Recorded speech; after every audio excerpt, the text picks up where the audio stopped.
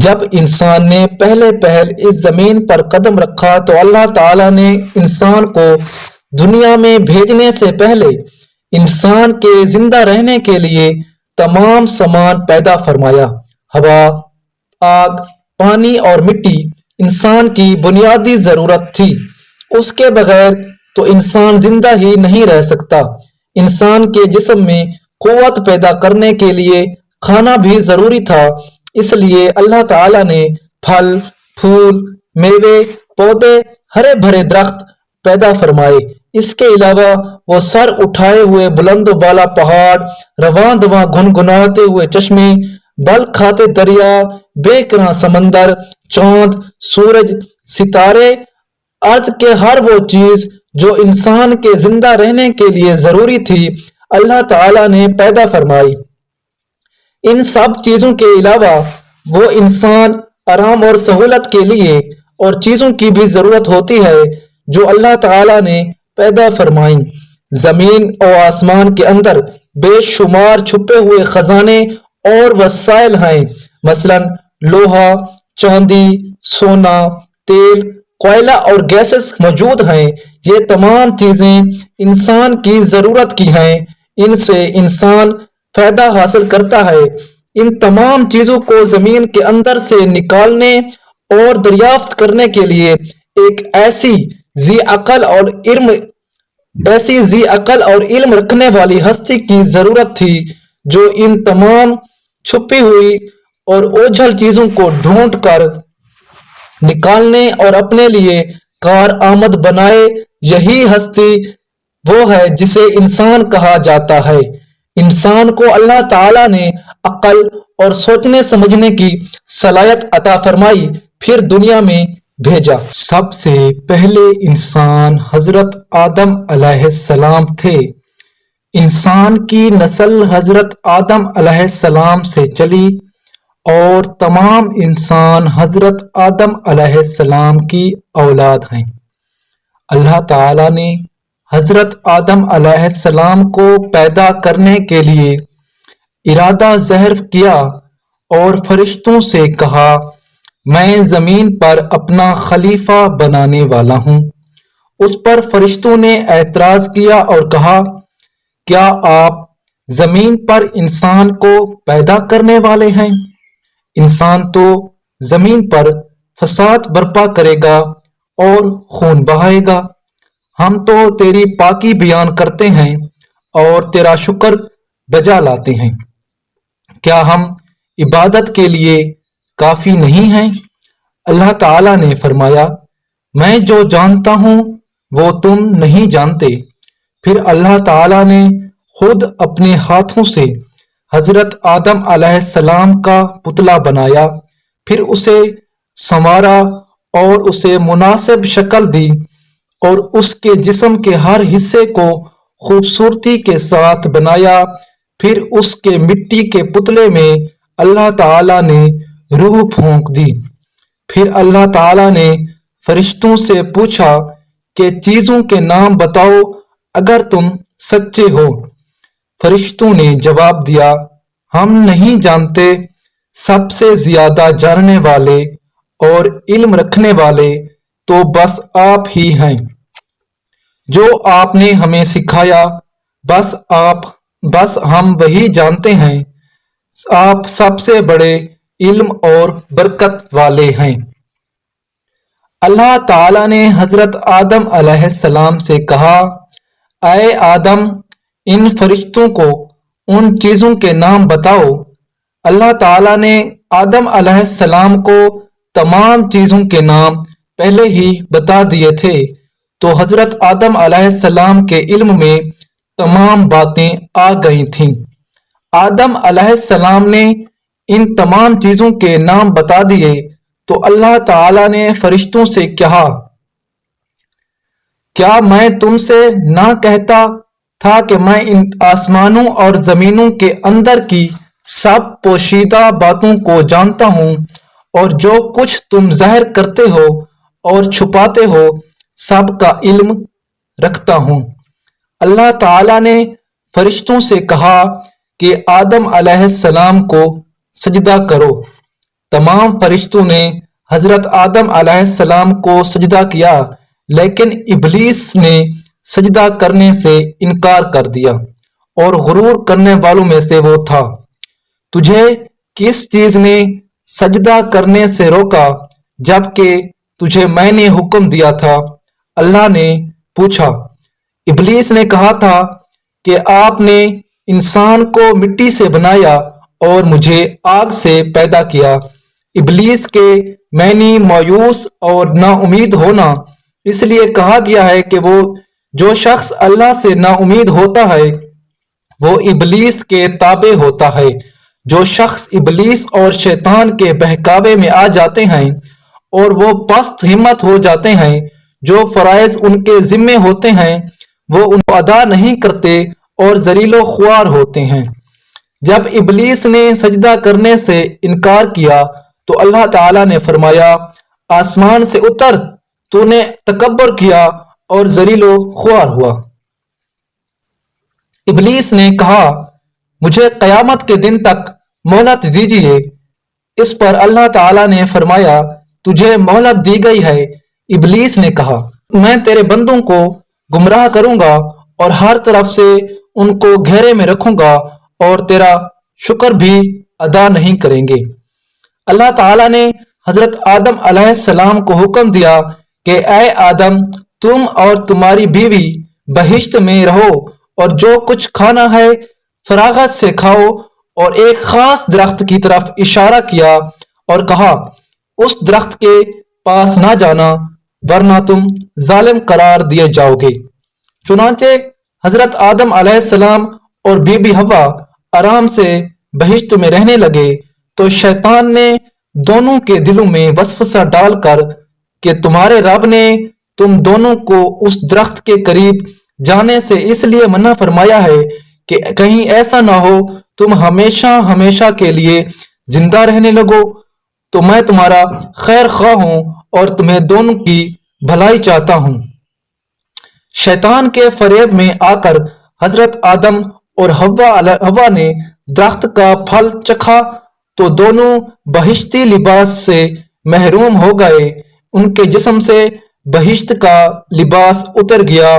दोनों ऊपर अपने ऊपर जन्नत के पत्ते झाड़ झाड़ कर रखने लगे और रब ने उनको पुकारा और कहा, क्या मैंने तुम दोनों को उस दरख्त के करीब जाने से मना नहीं किया था और यह ना कहा था कि शैतान तुम्हारा खुला दुश्मन है। हजरत आदम अलैहिस्सलाम और हवा दोनों से गलती हुई। उन्होंने अल्लाह ताला का हुक्म नहीं माना। इस गलती पर दोनों को सख्त नदामत हुई। आदम अलैहिस्सलाम ने अल्लाह ताला से माफी तलब की और दुआ की, ऐ मेरे रब, हमने अपने नफ्स पर जुल्म किया। अगर आपने हम पर रहम ना किया और हमारी मगफिरत ना की तो हम नुकसान उठाने वालों में से होंगे।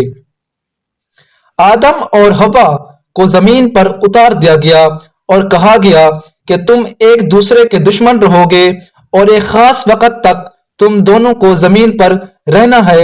मेरी तरफ से कोई हिदायत आए तो जो शख्स इस जमीन को ना मानेगा उन्हें किसी बात का अंदेशा ना होगा, कोई गम। जो मेरी नसीहत से मुंह मोड़ेगा उसके लिए दुनिया में जिंदगी की तंगी होगी और कयामत के रोज उसको अंधा उठाएंगे। जब हजरत आदम अलैहिस्सलाम आसमान से उतरकर जमीन पर आए तो वो फरिश्तों की पाकीज़ा बातें सुनने से महरूम हो गए, इसलिए दिल उदास रहने लगा। आपने अल्लाह ताला से दुआ की और अर्ज किया कि मैं फरिश्तों की सोहबत से महरूम हो गया हूँ। उस पर अल्लाह ताला ने फरमाया, आप मक्का मुअज़्ज़मा जाएं, वहां मेरा घर तामीर करें और उसका तवाफ करें और नमाज पढ़ें।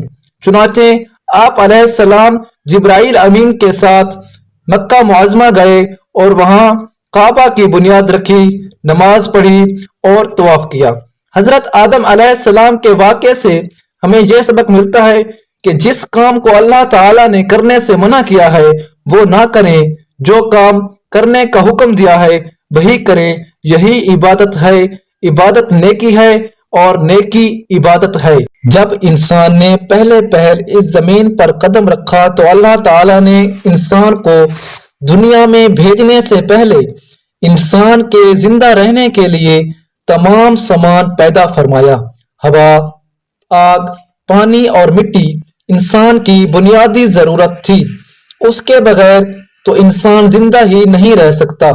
انسان کے جسم میں قوت پیدا کرنے کے لیے کھانا بھی ضروری تھا، اس لیے اللہ تعالیٰ نے پھل، پھول، میوے، پودے، ہرے بھرے درخت پیدا فرمائے۔ اس کے علاوہ وہ سر اٹھائے ہوئے بلند و بالا پہاڑ، رواں دواں گنگناتے ہوئے چشمے، بل کھاتے دریا، بے کراں سمندر، چاند، سورج، ستارے، ارض کے ہر وہ چیز جو انسان کے زندہ رہنے کے لیے ضروری تھی، اللہ تعالیٰ نے پیدا فرمائی۔ ان سب چیزوں کے علاوہ وہ انسان آرام اور سہولت کے لیے اور چیزوں کی بھی ضرورت ہوتی ہے جو اللہ تعالیٰ نے پیدا فرمائیں۔ زمین اور آسمان کے اندر بے شمار چھپے ہوئے خزانے اور وسائل ہیں، مثلا لوہا، چاندی، سونا، تیل، کوئلہ اور گیسز موجود ہیں۔ یہ تمام چیزیں انسان کی ضرورت کی ہیں، ان سے انسان فائدہ حاصل کرتا ہے۔ ان تمام چیزوں کو زمین کے اندر سے نکالنے اور دریافت کرنے کے لیے ایک ایسی ذی عقل اور علم رکھنے والی ہستی کی ضرورت تھی جو ان تمام چھپی ہوئی اور اوجھل چیزوں کو ڈھونڈ کر نکالنے اور اپنے لیے کارآمد بنائے۔ یہی ہستی وہ ہے جسے انسان کہا جاتا ہے۔ انسان کو اللہ تعالیٰ نے عقل اور سوچنے سمجھنے کی صلاحیت عطا فرمائی، پھر دنیا میں بھیجا۔ جب سے دنیا قائم ہوئی، حضرت آدم علیہ السلام کی نسل بڑھتی اور پھیلتی گئی۔ انسان دو حصوں میں تقسیم ہو گیا، کسی نے نیکی کی راہ اختیار کر لی تو کسی نے بدی کا راستہ اپنا لیا۔ جس انسان نے نیکی کی راہ اختیار کی وہ صراط مستقیم پر رہا، جس نے بدی کا راستہ اختیار کیا وہ اللہ کے غضب میں آ گیا، اور صراط مستقیم پر چلنے والوں کی تعداد ہمیشہ کم ہی رہی ہے، گمراہ انسانوں کی تعداد ہمیشہ سے زیادہ رہی ہے۔ ان گمراہ لوگوں کو راہ راست پر لانے کے لیے اللہ تعالیٰ کے نبی آتے رہے۔ حضرت آدم علیہ السلام کے زمانے کے بڑے عرصے بعد اللہ تعالیٰ نے حضرت نوح علیہ السلام کو بھیجا۔ آپ پر 10 صحیفے نازل ہوئے تھے۔ حضرت نوح علیہ السلام اللہ تعالیٰ کے نبی تھے۔ آپ علیہ السلام کو آدم ثانی بھی کہتے ہیں۔ آپ علیہ السلام کے زمانے میں بھی گمراہی پھیلی ہوئی تھی، صرف چند لوگ ہی نیک تھے، اکثریت گمراہ لوگوں کی تھی۔ آپ نے اپنی قوم کو راہ راست پر لانے کے لیے تبلیغ شروع کی۔ وہ لوگ ہر قسم کی برائیوں میں مبتلا تھے، چوری، بے ایمانی، امانت میں خیانت کرنا، جھوٹ بولنا، شرمناک کام کرنا، ماں باپ کی خدمت نہ کرنا، کمزوروں کو حقیر سمجھنا، غریبوں کو دھتکارنا، جھگڑا کرنا، قتل کرنا اور دوسرے کا مال چھیننا عام بات تھی۔ امراء اور سرداروں کا طبقہ غریبوں کو پریشان کرتا تھا۔ اس کے علاوہ وہ لوگ بتوں کی پوجا کرتے تھے، بتوں کو خدا کا درجہ دے رکھا تھا۔ ان کا خیال تھا کہ اگر بت کی پوجا نہ کی جائے تو بت ناراض ہو جائیں گے، اور ان کے نزدیک جو بت کی پوجا نہیں کرتے وہ جاہل اور احمق ہیں، اور سب سے بڑے اچھے انسان وہ ہیں جو بتوں کی پوجا کرتے ہیں۔ انہوں نے 4 بت رکھے ہوئے تھے۔ حضرت نوح علیہ السلام اپنی قوم کو دعوت حق دیتے، اچھے کاموں کے کرنے کا حکم دیتے، برے کاموں سے روکتے اور کہتے کہ بتوں کی پوجا نہ کرو، صرف ایک اللہ کی عبادت کرو جو سارے جہان کا پروردگار ہے۔ وعظ و نصیحت کی غرض سے ایک روز آپ علیہ السلام نے ضیافت کا اہتمام کیا۔ ضیافت میں ہر حیثیت اور طبقہ کے لوگ شریک تھے۔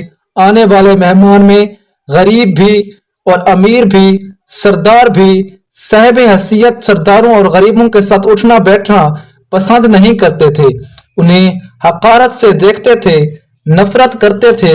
लेकिन हजरत नूह अलैहिस्सलाम ने सबको यकजा कर दिया।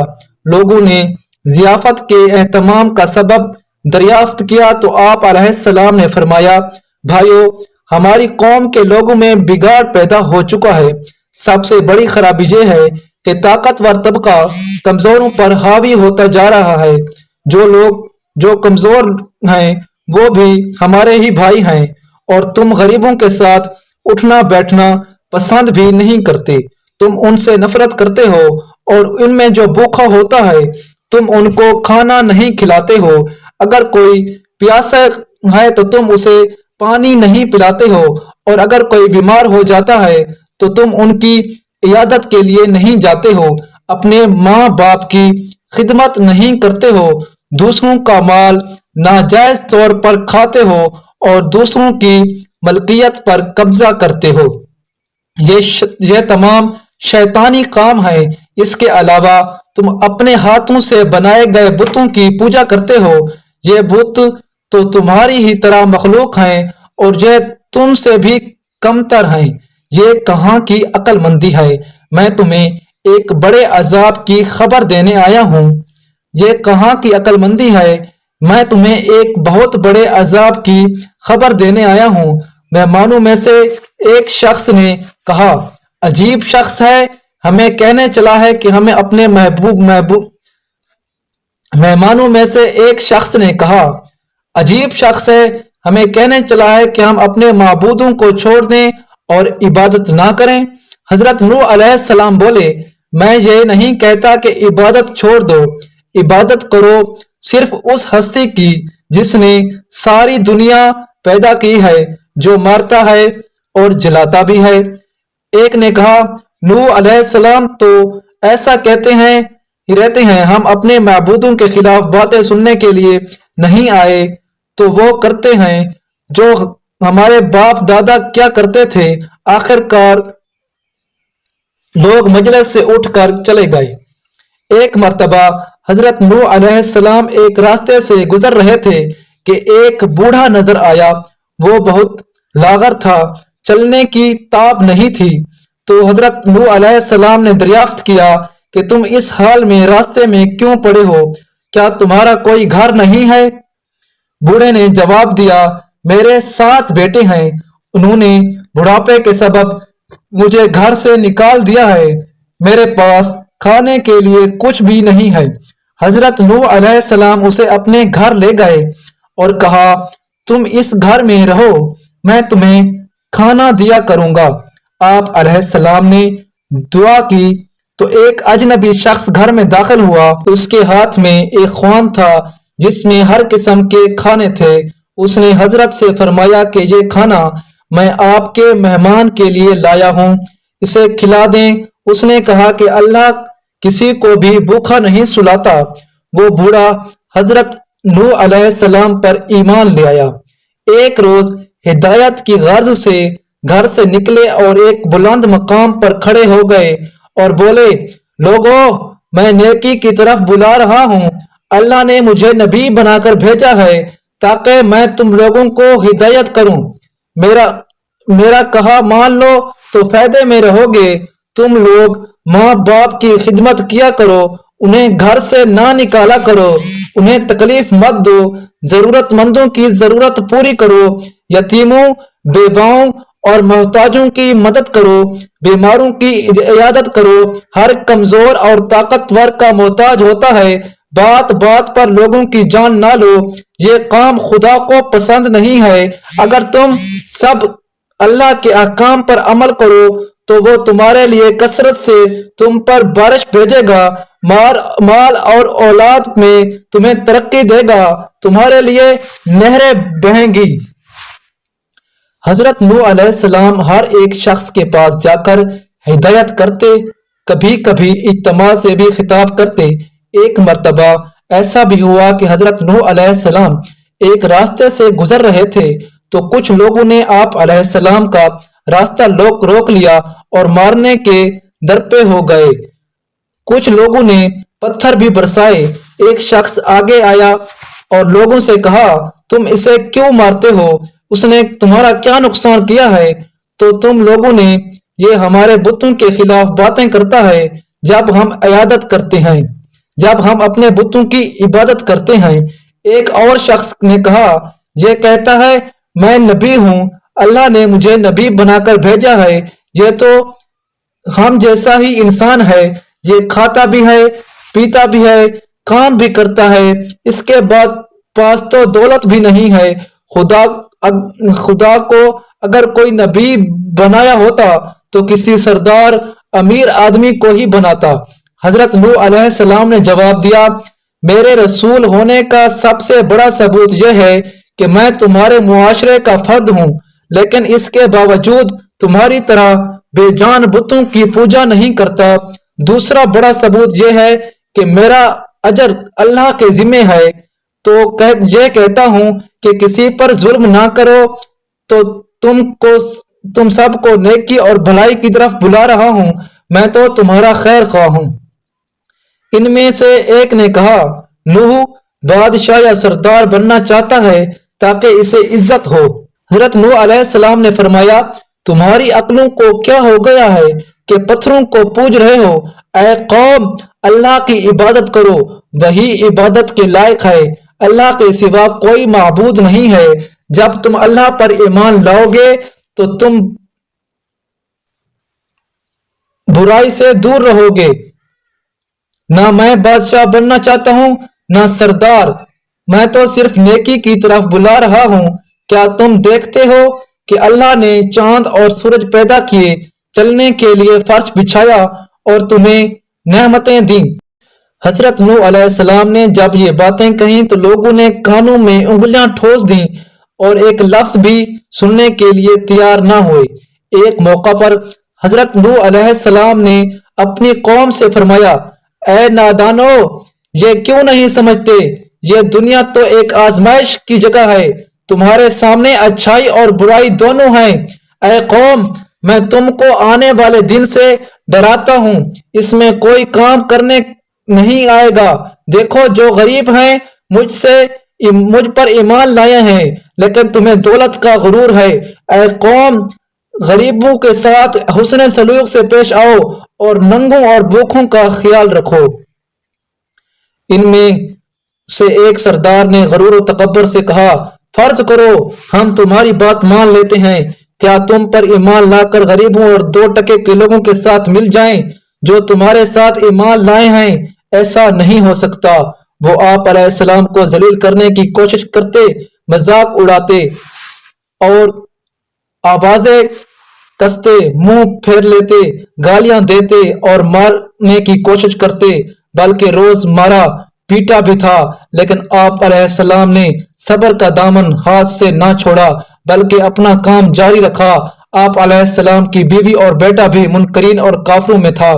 حضرت نوح علیہ السلام نے دعا کی اے میرے رب پروردگار، میں نے اپنی قوم کو دن رات سمجھایا، حق کی بات میں بلایا، میرے بلانے میں پر زیادہ بھاگتے رہے، میں نے اعلانیہ اور خفیہ سمجھایا، انہوں نے کانوں میں انگلیاں ٹھوس لیں۔ اللہ تعالیٰ نے حضرت نوح علیہ السلام کو وحی بھیجی کہ ایک کشتی بناؤ اور ظالموں کے بارے میں کچھ نہ بولو۔ اللہ کے حکم کے مطابق آپ علیہ السلام نے کشتی تیار کرنا شروع کی۔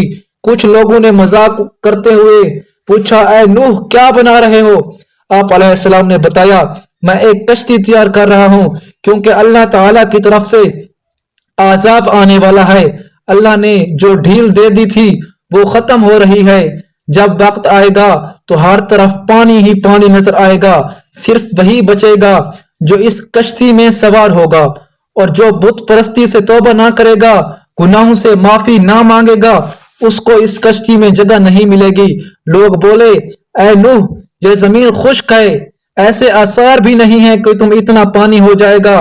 کشتی تیرنے لگے، نوح کا تو دماغ ہی نہیں چل بسا ہے۔ حضرت نوح علیہ السلام اس پر قسم کی باتوں سے بالکل مایوس ہو چکے تھے اور اصلاح کی کوئی امید ہی نظر نہیں آ رہی تھی۔